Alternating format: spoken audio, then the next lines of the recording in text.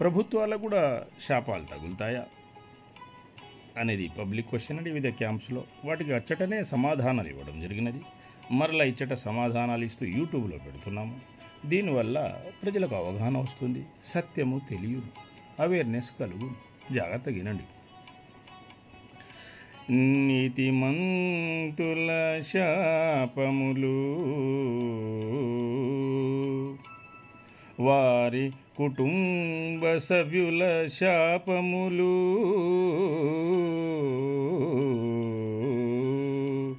యోగులు ఋషులు గురువుల శాపములు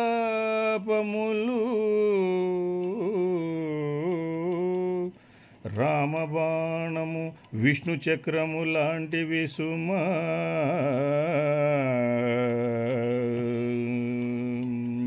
అవి ఎవరిని అనగా పాపులను వదలవు సుమా. ఒకసారి విడిచిపెట్టినచో రామబాణము విష్ణు చక్రము వెనక్కి రావు సుమా. శాపములు కూడా కనబడని రామబాణము విష్ణు చక్రము లాంటివి సుమా.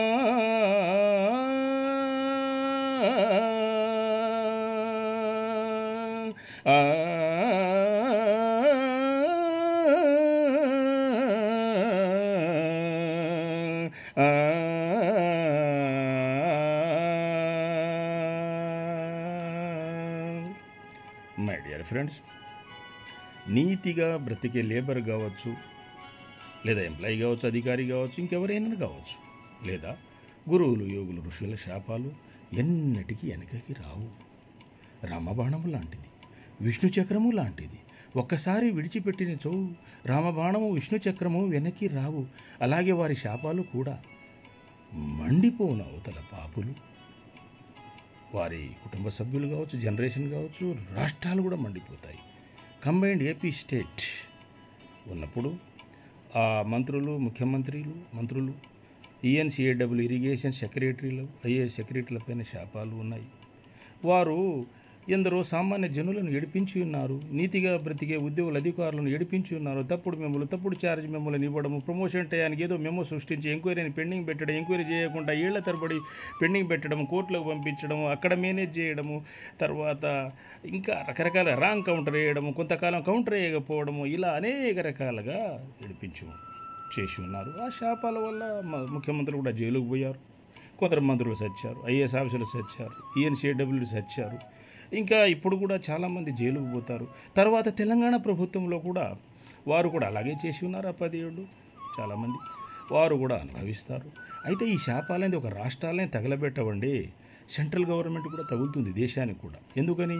వీరు నేరాలు ఘోరాలు పాపాలు అన్నీ చేస్తున్నప్పుడు సెంట్రల్ గవర్నమెంట్ కామ్గా ఉన్నది కదా, కనుక వారికి కూడా తగులుతాయి. అందుకని సెంట్రల్ గవర్నమెంట్ కూడా ఎప్పుడు కామ్గా ఉండకూడదు.